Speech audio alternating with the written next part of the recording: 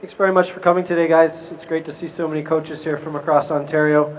If you don't know me, my name is Ben Rycroft. I'm the communications manager of the OSA. I left career in journalism to come to the OSA and help sort of promote and tell the stories from Ontario soccer.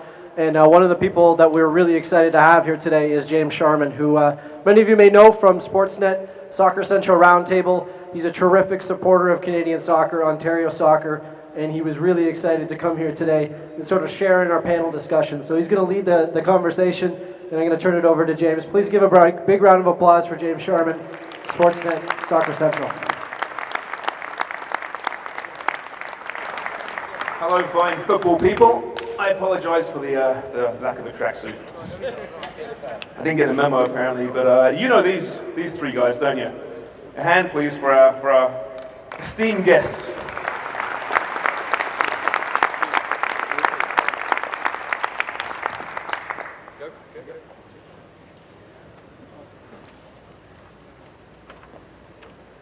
Of course, we have on the far side here from the Italian Federation, Professor Stefano D'Ottavio.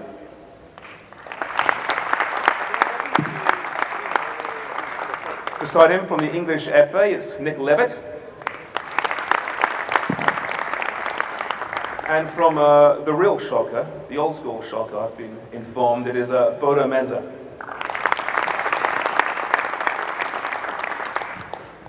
Okay, LTPD, ODPL, really polarizing acronyms, from what I understand. Controversial perhaps, but something that we here in Canada and Ontario are going through at the moment, as you all know, and that's partly why you're here this weekend. These guys have been through it, their federations have been through it for many, many years. Now, it's funny, people are, I guess, scared of change, it's fair to say. People are resistant to change, and we think maybe that's a Canadian thing. The game's quite new here, right? We keep hearing it's just what we're feeling in Canada, but fellas, I understand that no matter where you are from, be it Italy, England, Germany or Canada, you're experiencing the same problems, a fear of change and a fear to perhaps embrace new methodologies and new coaching initiatives. Is that fair to say, Nick? I don't think it matters what country you're from. I think it's human behaviour. You know, we get stuck in a pattern of doing what we do, and that's what we know, and we get comfortable with it, but the rest of the world moves on and you end up getting left behind. And I just think it's human behaviour that, you know, dealing with change is one of the biggest things. And as you say, we've gone through the process with new formats and competitions at home in England, and you could argue whether you play 9v9 at under 12 or under 13, but ultimately, does it matter that much? It was just about adults dealing with change. Not the kids are fine, the kids will play whatever you said. You know, if you said to the kids, right, we're now playing football on round pitches, they were going quite happily play football on round pitches. It's just an adult mindset that we've got to get over. Bodo, can you speak to the audience here? Germany, obviously, so successful, dominant over the years. What's the old line is, what is football? 22 men in the field, in the end, Germany wins. You two have been through this. You two have been through this in the German Federation, LTPD. A change was needed. Was there much resistance to that change for you in Germany? Yes, indeed, it has been. But nowadays, I think we all see that it was very necessary to find another way, a better way for the formation of the young players. And it was, as I said yesterday already, it was this initial moment of the Euro 2000 when we lost the match against Portugal.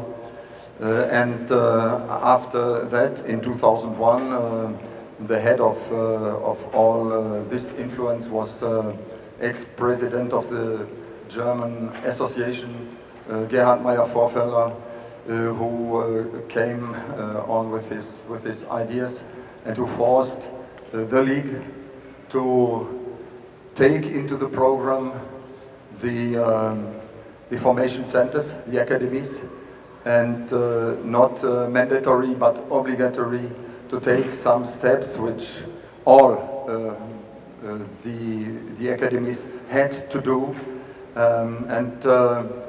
Nowadays we see that it was very fruitful to have, for example, to have, for example, within the squad of the youth teams, forcedly 12 players with a German passport to go to be eligible for the national teams and for the selection teams of the leagues. And we see today as well the point of the license system and of certification of the academies, that the resistance against this way was a big one at the beginning, but that it was very fruitful, and that we have, as a result, a lot of players now playing as well in the national team for Germany, born between, I would say, 88 and 95, as well as in Bundesliga, where the coaches see that a big change with the young players has come, and that is extremely in our own house, in our own team, where we played yesterday the match against Eintracht Braunschweig with 7 players out of the academy under the first 11. And I think from our side of view, we can be a little proud of.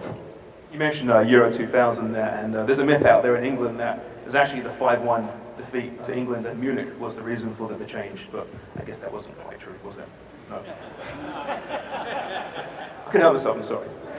Forgive me. Stefano, very few countries are as ingrained in the traditions as Italy and Italian football, no matter what level of football.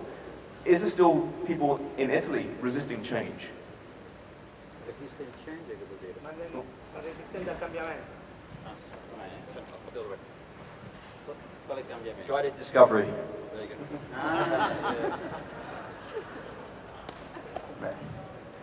Allora, il problema è relativo a questo cambiamento relativo al talento. No. Secondo noi l'azione si è sviluppata attraverso due momenti importanti che sono state aggiornare, formare, migliorare quelle che erano le qualità delle figure che ruotano intorno al bambino nella parte iniziale, nelle attività di base. Poi successivamente, dopo i 12 anni, migliorare la qualità dei campionati, perché il talento si sviluppa nel momento in cui trova una competizione positiva, trova dei pari età che gli permettono di sviluppare, di fare un'esperienza di qualità forte, tanto da elevare la sua capacità di performance. Ecco, questo è stato i due momenti sotto i 12 anni, migliorare le attività attraverso formazione delle figure che accompagnano questo processo. Subito dopo migliorare la qualità dei campionati, quindi il PLD è una opportunità interessante e sicuramente darà i propri frutti. So the real changing in Italy is happened when we change two main aspects.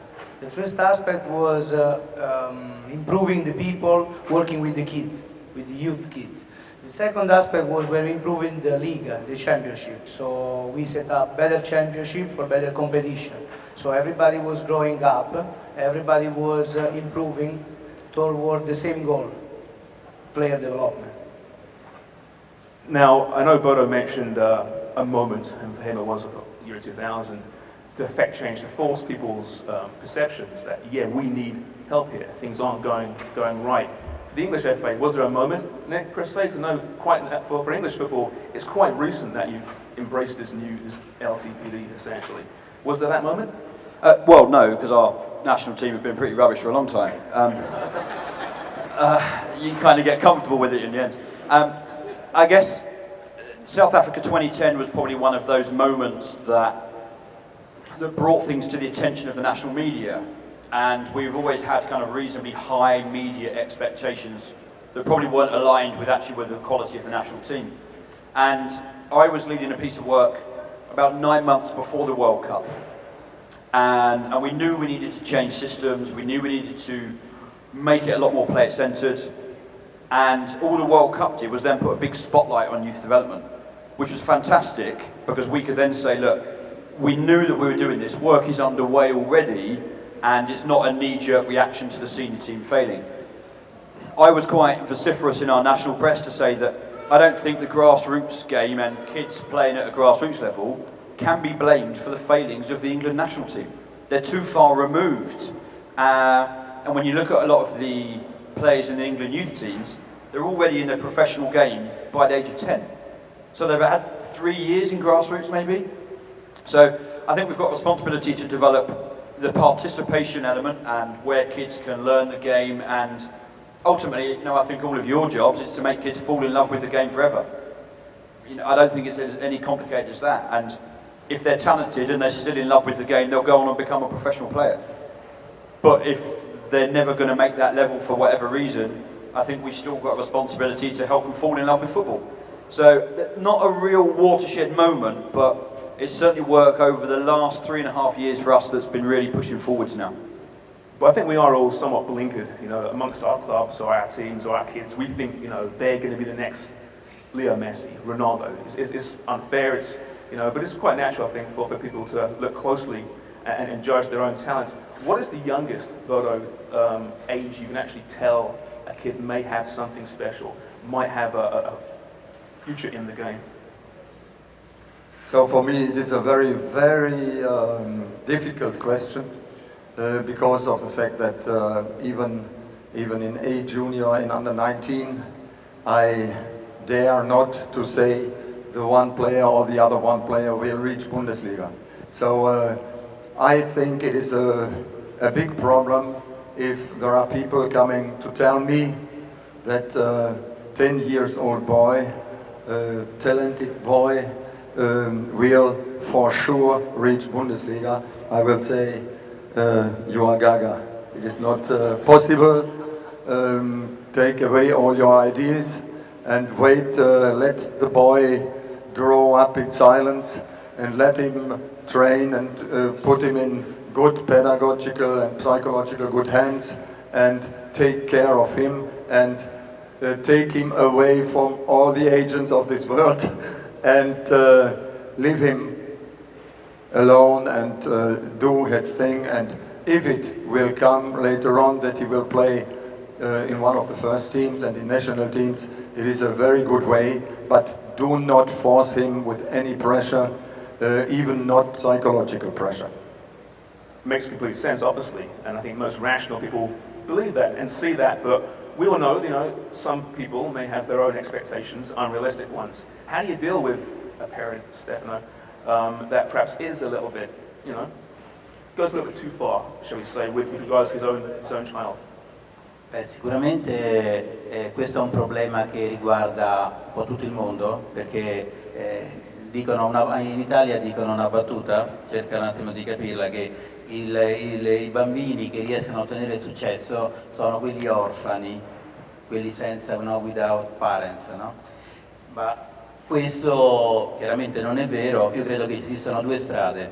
Uno, soprattutto nelle attività di base, quello che riguarda la fase delle academy, del grassroots, bisogna coinvolgere i genitori nel progetto, nel programma. I genitori devono essere una componente importante, non una componente competitiva, conflittuale. Quindi coinvolgerli, farli partecipi del progetto educativo e dopo educarli. Ecco, non vanno educati solamente i bambini, ma vanno educati anche i parents, i genitori, e devono partecipare insieme. Se diventano delle conflittualità, dei competitor, su questo diventa deleterio a svantaggio della crescita del bambino, che se ha anche un potenziale talento potrebbe non raggiungere quello che potenzialmente invece madre natura, ricordiamo, gli ha dato. So first of all, the parents is a problem all around the world, not only in Canada, overall in Italy. And there is a way to say in Italy that say the kids becoming a player are the kids without parents. So that's almost to emphasize how influence are the parents in the development of the players. But Italian Federation is trying to involve in the grassroots the parents as the kids as well in the player development, so the parents development, because they are involved in this process and they cannot be disattached from this problem. So they need to be taught, educated, and that's the only one way to solve the real problem. Sorry, James. I think sometimes parents get a bit of a bad rap, and I think we need a little bit of perspective on it, that the majority of parents are great. You know, without their support and taxiing kids about, we wouldn't have clubs and players to work with. And it's the minority that are a pain in the backside. And they're often the loudest. But I think the majority of parents are great. And I think as coaches, we've got a responsibility to start to educate them as well. So at the end of the session today, I went down to see all the parents of the girls and showed them what they'd done and how clever they were and how neat their writing was. And I said, look, all they want now is at the end of a match, is they don't want to be judged. They don't want to be told by mum or dad, you should have done this, you should have done that. All they want to know is that you still love them and you really enjoyed watching them play. That's all the message that needs to go for mum or dad at the end of the game. I really love watching you play today. Don't criticise them and kill them in the car home. And that car journey home is sometimes one of the worst things for the kids. When all they want to do is think about what they're going to do in the afternoon and whose birthday party they're going to. And you want to start giving them a load of grief. So I think it's just recognising that the majority of parents are great, but we can do more to kind of help and educate along the way too. Yeah, those car ride homes. Wow. I was crap, mind you. But it's a great point. It is. As a kid, though, my coaches yelled and screamed. They yelled and screamed. Have kids changed over the years? Or is it just that the coaching mentality's changed? I don't know. I think that the society has changed and the kids probably and possibly, like we all, go forward and develop. And so it's, I think, like Nick said, we cannot see the kids in our age as kids when we were young.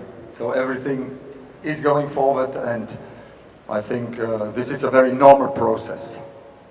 How do you balance fun with development then? Well, they kind of go hand in hand, don't they? You know, I said yes, yeah, I've never seen anybody go, it's just too much fun, I'm not going to do it anymore. That doesn't happen. And fun has to be absolutely at the heart of everything that we do. And I think it was interesting, the reaction from the girls at the end when I was in bad coach mode. The reaction that it got from the players and their feelings. And I said yesterday to the guys over there, the question is, how do you want your players to feel? And you can influence that as a coach.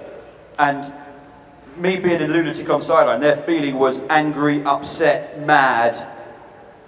And that's because of what we've done on the side of the pitch. And that's something that you can manage in an easy way. And it keeps fun at the heart of it, but it also puts development at the forefront. And we get those two bits right, then I think long term we've got a chance. Yeah, I just want to add that the first thing that we have to do is to respect them as human beings.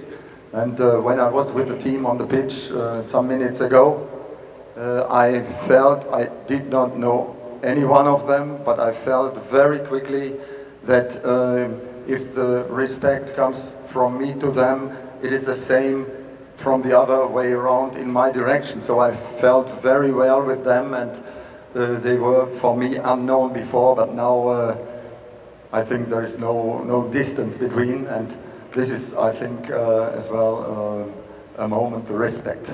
The removal of keeping score in certain age grades is extremely controversial.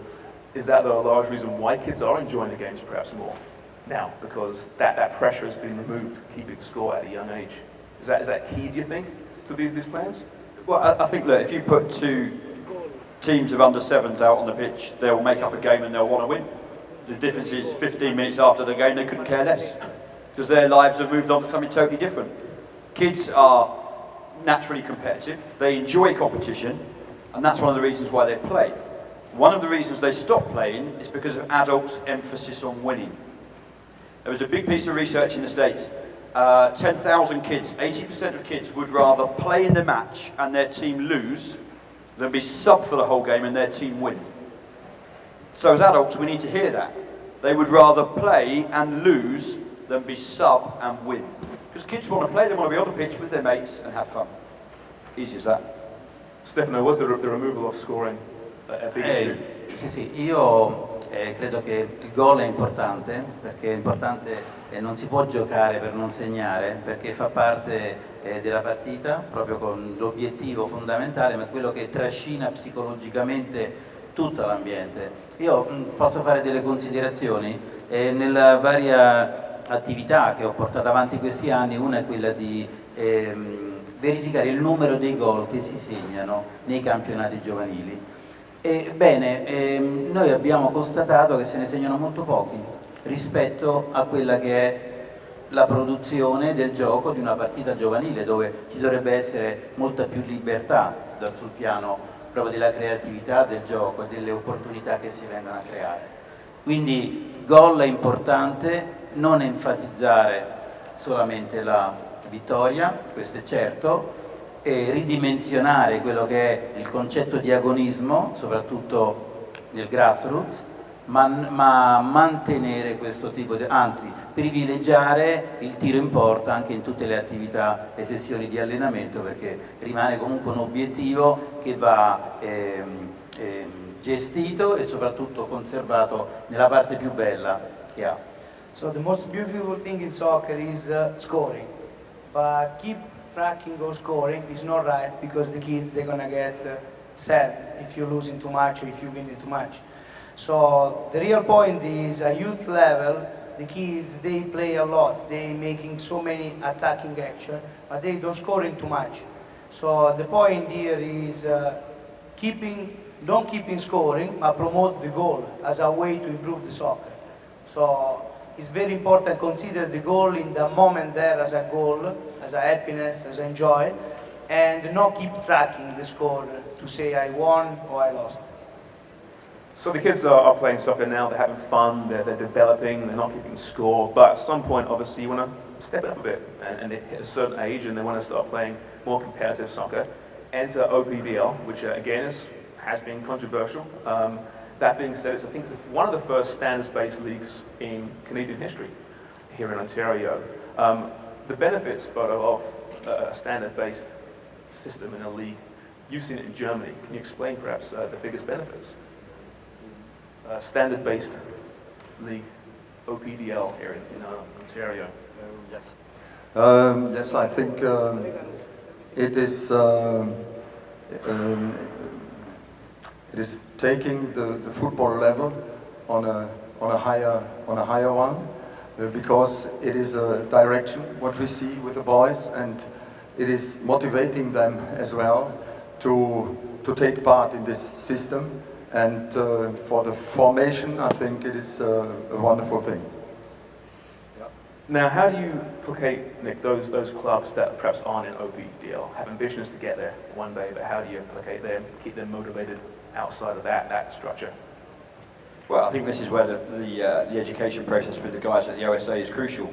I don't think it should be, and I'm sure it's not, you're in, that's it, you're in forever, and you're out, that's it, you're out forever. I don't think that's right, and I'm sure that's not how it is.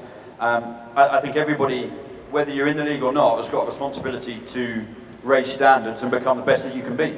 And if there's reasons that have stopped you in there because of certain criteria, then I think, if you want to be in that process, then there's aspirations, you work towards it and you get better and you keep striving forward. I don't think I've ever heard a good reason to lower standards. I think we've got responsibility. If we want our players to have the best experience they possibly can, we have to keep pushing things forward and striving to get better. So I think that's where working with the OSA and looking at a long-term plan of development for your club is crucial. I want to add that this contributes to a better transition into the senior teams later on. Obviously in Europe it's a bit different. You have the big professional clubs with their academies too. We haven't got that here just yet. Bit of a change there, but Stefano, in Italy? In Italy, qualche anno fa, circa 15 anni fa, le under 15 e under 17, che noi si chiamano allievi e giovanissimi come nome, giocavano dei campionati provinciali o regionali. Questo ha fatto pensare che, dato che constatavamo che c'erano partite che finivano 8-0, 8-1, perché squadre professionistiche, quindi settori giovanili, giocavano contro squadre dilettantistiche, e anche se sul piano sociale questa è una cosa molto bella, però sul piano tecnico non permetteva sviluppo. Quindi intorno alla fine degli anni 90 abbiamo costruito in Italia il campionato nazionale Under 16 e subito dopo qualche anno il campionato nazionale Under 15, a cui partecipano solamente i club di Serie A e Serie B, e nei giovanissimi anche la Serie C, quindi la Lega Pro. Questo cerca di spiegarlo bene. C'è anche una idea che forse anche le categorie più basse possono entrare in un circuito di visibilità e di competizione un pochino più elevato, perché il talento, l'età del talento si sta abbassando un pochino, quindi alcune società professionistiche cominciano ad avere attenzione per bambini di 12 anni, 13 anni. Questo potrebbe far pensare che forse è il caso che creiamo dei campionati che siano più adatti per il loro sviluppo. So about 15 years ago in Italy, even professional team, they was playing a provincial and regional level.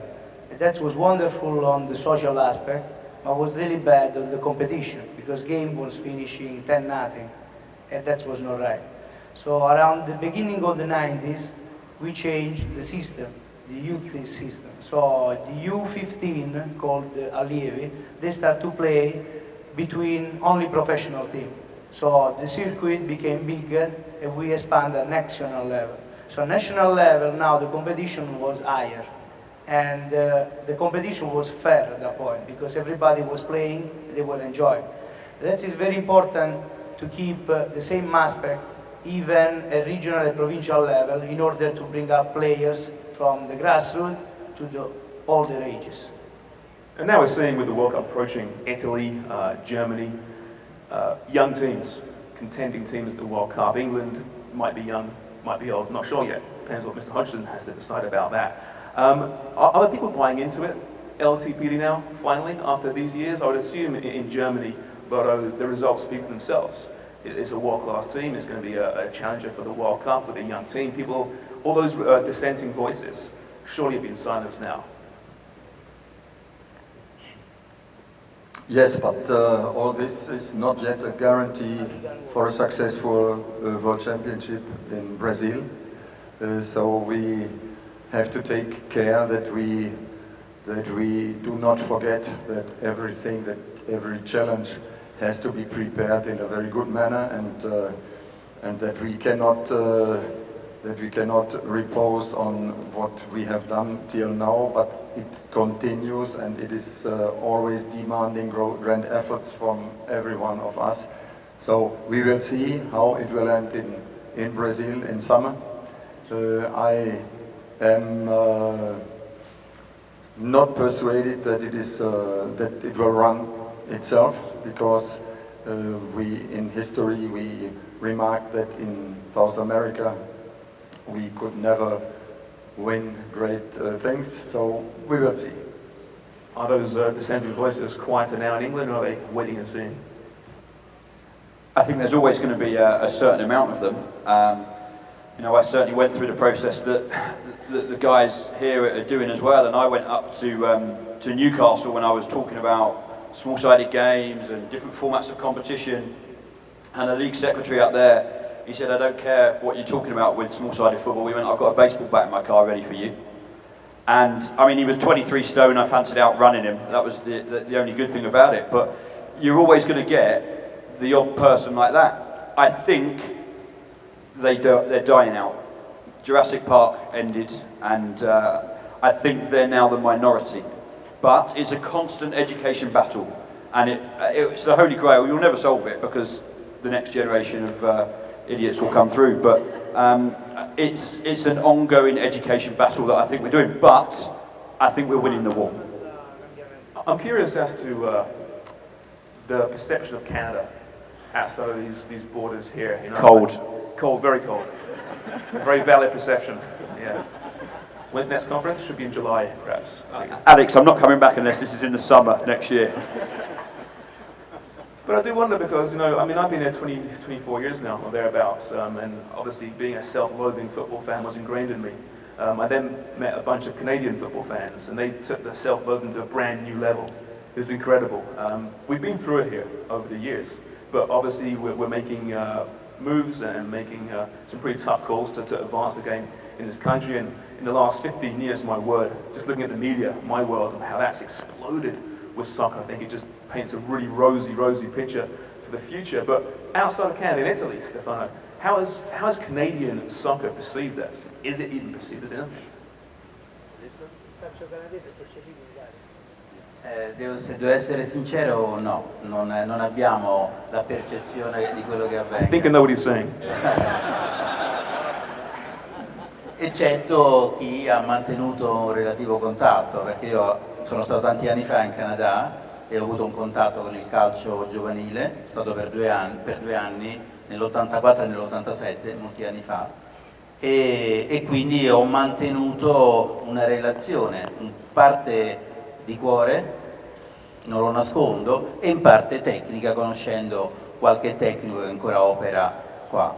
Quindi, però in Italia si guarda con molta attenzione il calcio d'élite, e è chiaro che il Canada in questo momento non rappresenta questa fascia d'eccellenza. So to be sincere, no. In Italy we don't follow Canadian soccer because we prefer to follow elite soccer in Europe probably. But just because Canada is not yet there, and unless for the people keep the contact, probably Italian-Canadian community that's keeping in contact and following each other, but probably more at youth level than at adult level, even because at adult level there is living Non hai detto il fatto del cuore, però non ti ho sentito proprio. heart. He said he left a piece of his heart when he came here 20 years ago for soccer. So it would be nice. He said no, but it would not be nice. I think from an English perspective, certainly from a women's game, I think Canadian football is held up there as one of the best in the world, without a shadow of a doubt. And the London Olympics medal in there, you know, fantastic achievement. And certainly English people recognise the women's game has been incredibly strong, and which goes with the North American culture, I think, of the Americans having that kind of background as well. Men's soccer, not so much, but I think there's a bit of a feeling that if you get it right, it could be massive. And it's on the verge of getting it right. And, you know, with a population size that you've got and some kind of natural, fantastic traits that come with the culture, I think there's a real opportunity. I think obviously this past winter with Jermaine Defoe moving over, MLS certainly has got a bit of a jolt from the European perception. Obviously Beckham in 2007. From Germany, you had Owen Hargreaves for a while. At Bayern Munich, of course, there's a connection there. What is the perception of Canadian soccer and the German? I compare it a little bit with the North American football, and I feel that it is developing massively, and I cross my fingers from now on, because now I have personal contact to Canada, and yes, go on forward to develop the football. I cross my fingers for. Do you think top clubs see it as maybe an untapped market for young talent, or is that a bit early still? I don't think it's about being an untapped market. I think elite football, it's the world now. It's not 1 hour from Schalke or 1 hour from Fulham. There's scouting networks around the entire world. So, you know, we're almost at the stage where if the players are good enough, they'll be found and they'll come through the system. And if there's a diamond of a 16-year-old boy or girl in Canadian football here, English clubs, German clubs, Italian clubs, they will know about them because of the strength of the network. And under 17 World Cup, under 20 World Cup, these kids will be known now. So it's a global game. Well, planes must be caught for our panelists here. So before we end this, have some fun here. I mentioned the World Cup a few times. Obviously, at least two of these three esteemed gentlemen are from nations that might win it. Sorry, Stefano. Sorry, apologies there. I want to get your thoughts on who might win it in Brazil 2014. You can't say Italy, you can't say Germany, and I wouldn't say you wouldn't say England. Yeah, exactly. I figured as much. But your thoughts on who to look for forward to in Brazil 2014? Who could win this thing? I think Brazil, Uruguay. If I have to mention a European team, for the moment I would say Belgium. So take care. It's our old player Mark Wilmot, who is coach over there, with brilliant young players playing in England and so on. Let's see. Yeah, that's a country that has done it right, I suppose, in development. If you look at their starting 11 for the Yeah, it is. I mean, our under-18s beat Belgium under-18s 4-0 last week, but I don't want to brag about that. I think one of the South American countries, Brazil or Uruguay, I think will probably be Mexico. Each way bet to get to the semi-finals. I think Brazil would be the safe money, I think. Yeah, there's yet to be a European team winning on South American soil, I believe. Very, very difficult. Stefano, your thoughts? No, ma per me non dimenticherei l'Argentina che sempre gioca comunque in Sud America il suo ambiente in generale e è sempre una squadra che ai mondiali è sempre arrivata nella fase finale. Certo il Brasile rimane la favorita per 1000 motivi, tra le europee credo che sarà difficile, però incrocio le dita, io tifo Italia, ma anche se vedo la Germania un gradino più in alto rispetto alle altre, questo sicuramente. So we need to consider the biggest country in South America, like Argentina and Brazil, even they play close to home, so they're going to be really dangerous. And Germany as well, from the European side, is a good team. But hopefully Italy will win, e forza Italia. Is the world getting bigger from the World Cup perspective? Are we going to see more and more contending teams with nations, you know, committed to developing youth? We hear about, yeah, the Brazils, the Argentinas, kids born with football at their feet. Well, that's happening here, I think, more and more now as well. Are you confident that in the next 10, 15, 20 years we'll be seeing more than the usual suspects competing for the biggest prize? Yes, I think this could be a perspective, and we will see if this will be the case. I think with the change of, once again, the change of things in life, everything will develop, and that could be that some other countries will be ahead of, and okay, let's see, let's follow.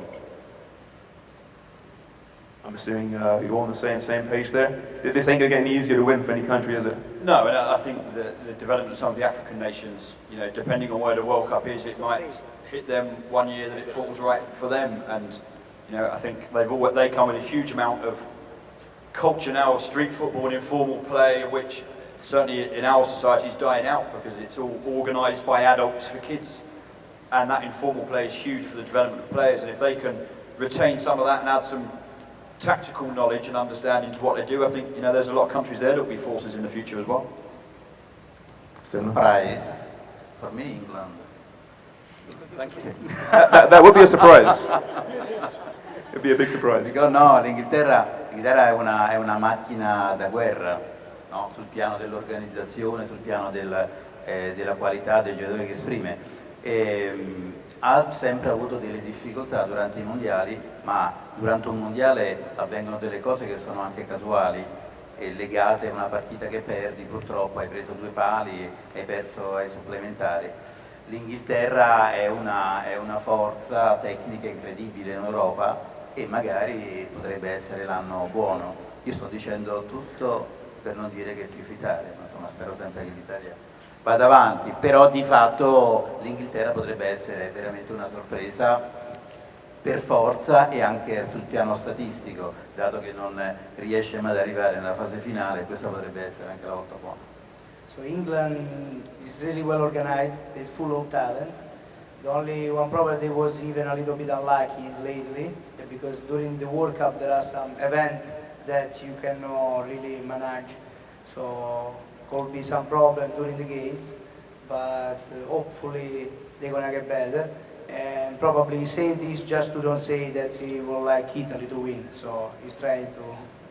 Comunque non dimentichiamoci che c'è una Spagna che anche se è invecchiata in generale però è in grado di esprimere sempre negli ultimi 10 anni è quella che ha espresso il calcio forse più tecnico e è in grado appunto di vincere quello che ha vinto in questi Even anni qua. Spain is becoming a little bit old as a players, but is still dangerous and he can make the difference as well.